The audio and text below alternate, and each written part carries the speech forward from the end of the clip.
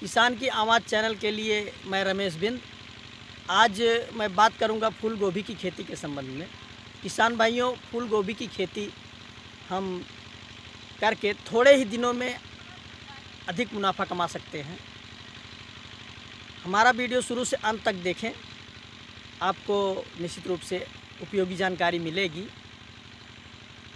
अगर आप हमारे चैनल पर नए हैं तो अभी सब्सक्राइब कर लें और अगले वीडियो का नोटिफिकेशन प्राप्त करने के लिए बेल आइकन बटन दबाएं। तो आइए शुरू करें।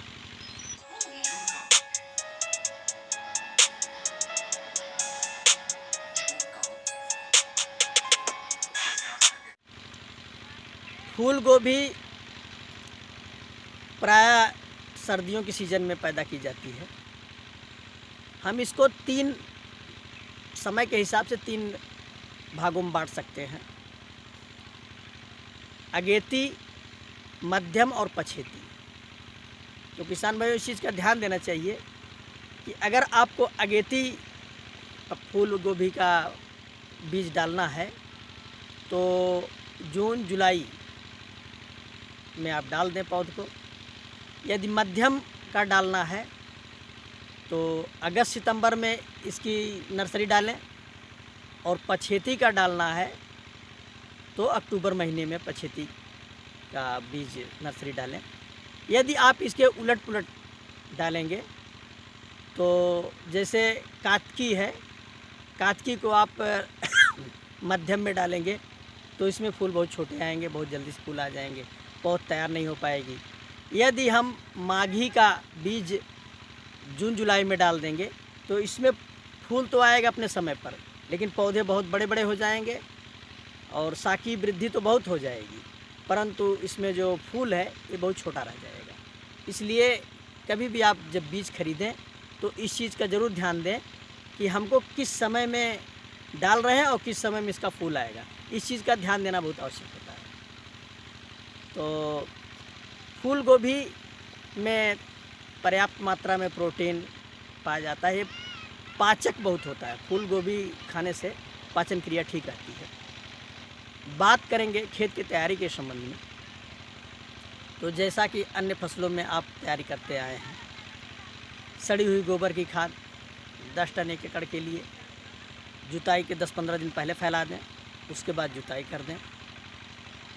फिर उसमें 50 kilogram DAP, 30 kilogram muriate of potash और यूरिया का 1/3 मतलब 30 किलोग्राम, 90 किलोग्राम यूरिया आपको डालना पड़ेगा। तो उसका 1/3 हिस्सा शुरुआत में ही अंतिम जुताई के पहले मिला करके छोड़ दें। और यदि आपके खेत में बोरान की कमी लगता है, क्योंकि बोरान की कमी ना होने दें, बोरान की कमी हो जाएगी तो जो सफ़ेद फूल आना चाहिए इसका कलर चेंज हो जाएगा, भूरा हो जाएगा, गुलाबी हो जाएगा। तो बोरान अवश्य डाल देना चाहिए जुताई के पहले। और जब खेत तैयार हो जाए तो उसके पहले हम नर्सरी डाल के तैयार करके रखते हैं। नर्सरी हमारी 1 एकड़ के लिए 150 से 200 ग्राम। अगर अगेती है तो थोड़ा बीज ज़्यादा लगेगा क्योंकि नज़दीक बैठे फूल ये लाइनें लगेंगी, और यदि मध्यम है तो थोड़ा और दूर। मतलब अगर अगेती है तो पौध से पौध की दूरी हम 30 सेंटीमीटर और पंख से पंख की दूरी 45 सेंटीमीटर रखते हैं। मध्यम और पछेती के लिए 45 सेंटीमीटर पौध से पौध की दूरी और पंख से पंख की दूरी भी 45 सेंटीमीटर रखते हैं, तो बीज थोड़ा कम लगता है। तो ये बीज की बात हुई। हम नर्सरी तैयार करने के पश्चात खेत में क्यारियाँ बना लेंगे। खेत समतल रखना चाहिए, खेत में क्यारियाँ बना लेंगे और शाम के समय इसका जो है रोपाई करेंगे।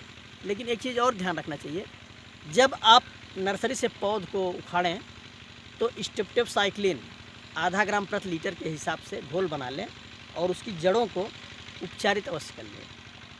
उपचारित करने से गलन का रोग जो लगता है, जो पत्तियां गल जाती हैं, डंठल गल करके गिर जाता है, इससे बचाव हो जाता है। तो उपचार करके ही ये पौधों को लगाएं। रोपाई करने के पश्चात ये इसकी जड़ों के पास ऐसे थोड़ा थोड़ा पानी जो है हम डाल देंगे इनकी जड़ों के पास। तो 2-3 दिन अगर हम ऐसा पानी डाल देंगे ना तो ये जो पौध हैं ये ऐसे खड़े हो जाएंगे। तो उसके बाद हम ऐसे नालियाँ बनाए हैं, देख रहे हैं ये नालियाँ बनाए हैं। तो नालियों में हम पानी करके इसको छिड़काव विधि से हल्की सिंचाई ताकि हो, नहीं तो हमारा पौध जो है उसकी वृद्धि रुक जाती है। तो इन नालियों में पानी ला करके हम छिड़काव विधि से इसको जो है इसकी सिंचाई कर देंगे।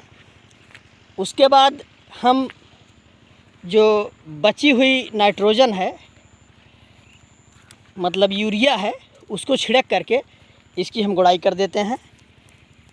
गुड़ाई करने के पश्चात कुछ दिनों बाद जब इसमें मिट्टी में नमी कम हो जाती है तो हम इसका पुनः सिंचाई कर देते हैं। इस तरह से 2 से 3 बार हमें जो है इसकी सिंचाई और गुड़ाई करते रहेंगे। उसके बाद इसमें फूल आने का समय आ जाएगा। इसमें कभी कभी कीट का भी प्रकोप हो जाता है।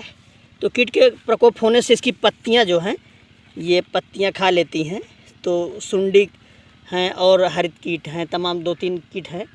लेकिन सबके लिए मार्केट में जो भी दवा कीटनाशक उपलब्ध हो, रोगार, डाइमेक्रान या कोई भी दवा हो, उसको पानी में घोल बना करके हम छिड़काव कर देंगे तो इससे निजात मिल जाएगी। और दूसरा रोग है इसमें कभी कभी पत्तियां जो हैं मुड़ने लगती हैं, करली टाइप की होने लगती हैं और फूल जो इसका फटने लगता है और भूरा होने लगता है। तो इसमें डायथेनियम 45 घोल बना करके छिड़काव कर देना चाहिए, उससे रुक जाएगा। और कभी कभी ठंडक अधिक पड़ती है तो भी पौधों पर प्रतिकूल प्रभाव पड़ता है और इसके जो फूल हैं इसकी साइज़ बड़ी नहीं हो पाती हैं। तो उससे भी जो है डायथेनियम 45 अगर आप डालते रहेंगे तो बचाव हो जाएगा। तो इस तरह से हम अगर खेती करेंगे तो लगभग 75 दिन में ये हमारा खेत खाली हो जाएगा।